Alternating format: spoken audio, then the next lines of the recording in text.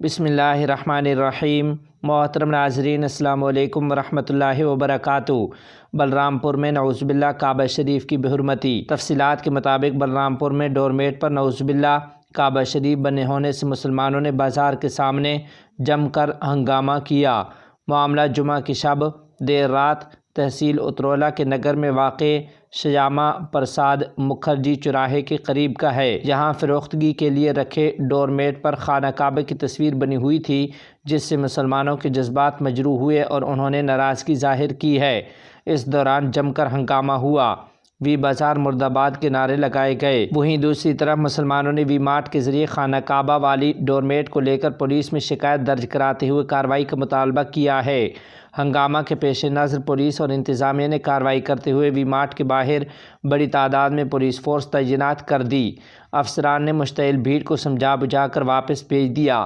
اس دوران کچھ مشتعل ہو گئے اور پتھراؤ کر دیا، جس کے بعد پولیس کو طاقت کا استعمال کرنا پڑا۔ مسلم کمیونٹی کے افراد نے کوتوالی پہنچ کر تھانہ انچارج سنجے دوبے کو لیٹر دے کر کارروائی کا مطالبہ کیا ہے۔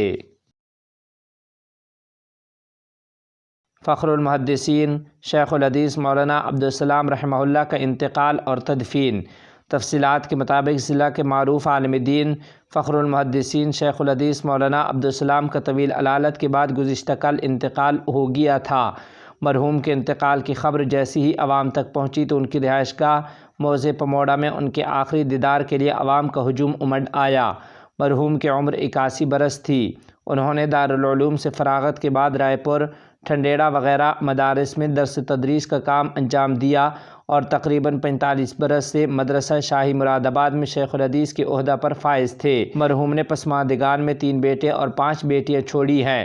ان کے انتقال کی خبر سے جہاں علم کی ایک روشنی کا خاتمہ ہوا ہے، وہیں علاقہ میں جو جگہ خالی ہوئی ہے، مستقبل قریب میں اس کا پر ہونا مشکل دکھائی دیتا ہے۔ ان کی نماز جنازہ گاؤں میں ہی مدرسہ کے احاطہ میں ادا کی گئی اور بعد ازاں مدرسہ شاہی مراد آباد کے لیے جنازہ روانہ کیا گیا۔ ان کی تدفین مراد آباد میں عمل میں لائی گئی ہے۔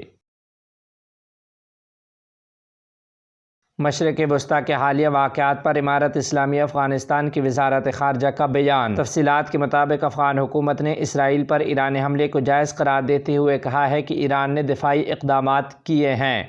افغان وزارت خارجہ کے ترجمان عبدالقہار بلخی نے اپنے بیان میں کہا ہے کہ صہیونی حکومت نے اپنے جرائم کے تسلسل میں 1 اپریل کو شام کے دارالحکومت دمشق میں ایرانی سفارت خانے کو تمام سفارتی اصولوں اور بین الاقوامی قوانین کے خلاف نشانہ بنایا۔ عبدالقہار بلخی نے کہا ہے کہ گزشتہ سال اکتوبر سے صہیونی حکومت نے غزہ میں 33,000 سے زیادہ شہریوں کی نسل کشی کا سلسلہ جاری رکھا ہوا ہے اور دوسرے ممالک کے تقدس کو پامال کرنے اور اشتعال انگیز اقدامات کر کے خطے میں کشیدگی بڑھانے کی کوشش کی ہے۔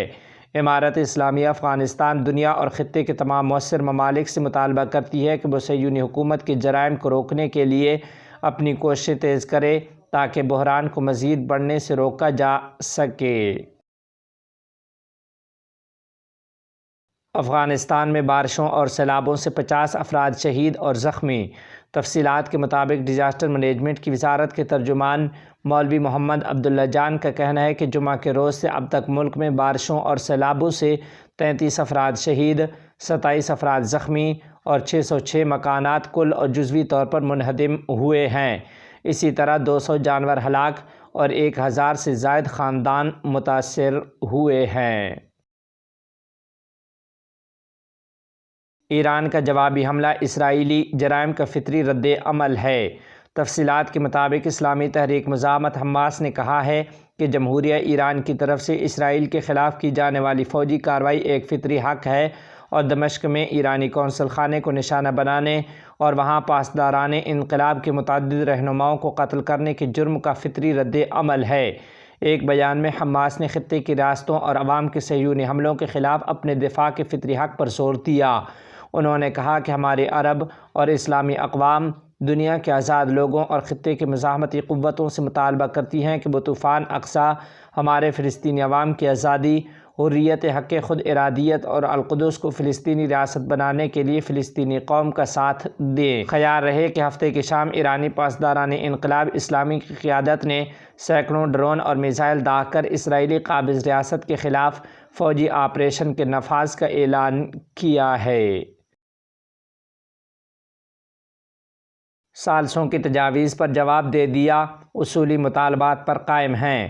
تفصیلات کے مطابق اسلامی تحریک مزاحمت حماس نے ہفتے کے روز کہا ہے کہ اس نے جنگ بندی مذاکرات کے حوالے سے گزشتہ پیر کو موصول ہونے والی تجاویز پر مصر اور قطر کو ابھی اپنا جواب دے دیا ہے۔ مرکز اطلاعات فلسطین کو موصول ہونے والے ایک پریس بیان میں حماس نے کہا کہ جنگ بندی کے لیے فلسطینی قوم کی بنیادی مطالبات کو نظر انداز نہیں کیا جا سکتا۔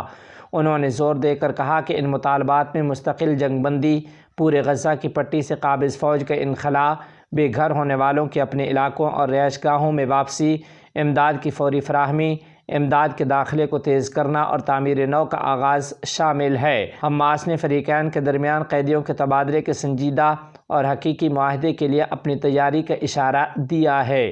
الجزیرہ.نیٹ نے باخبر ذرائع کے حوالے سے کہا ہے کہ تازہ ترین تجاویز میں اسرائیل کی پیشکش میں شمالی غزہ کی پٹی میں بے گھر ہونے والوں کی ان کی رہائش گاہوں پر واپسی کے حوالے سے کوئی نئی بات نہیں تھی۔ حماس کا مطالبہ ہے کہ اسرائیلی فوج غزہ کی پٹی سے نکل جائے اور بے گھر فلسطینیوں کو ان کے گھروں کی طرف واپس آنے کا موقع دیا جائے۔ یہ تجویز صلاح الدین اور الرشید محور سے قابض افواج کے انخلاء پر پورا نہیں اترتی اور اس میں پیرس مفاہمت کی تقسیم کے مطابق دوسرے مرحلے کے دوران غزہ کی پٹی سے افواج کی انخلاء کا عہد شامل نہیں ہے۔ نیتن یاہو کی حکومت اب بھی قیدیوں کے تبادلے کے لیے ایک محدود فارمولہ پیش کرتی ہے اور صرف 100 قیدیوں کو رہا کرنے کی بات کرتا ہے۔ حماس نے پہلے مرحلے کے دوران 40 قیدیوں کو رہا کرنے کے اسرائیلی مطالبے کو بھی مسترد کر دیا ہے، کیونکہ مزاحمتی فورسز کے پاس موجود یرغمالیوں میں سے بعض کی اسرائیلی حملوں میں ہلاکت کے بعد اب یہ تعداد موجود نہیں ہے۔ حماس اور جہاد اسلامی کے خلاف یورپی یونین کی نئی پابندیاں۔ تفصیلات کے مطابق امریکہ اور یورپی یونین نے جمعہ کو حماس اور تحریک اسلامی جہاد پر الگ الگ پابندیاں عائد کر دی ہیں۔ امریکی محکمہ خزانہ نے کہا ہے کہ امریکہ نے تحریک حماس کے ترجمان اور تحریک کے ڈرون یونٹ کے رہنماؤں پر پابندیاں عائد کی ہیں۔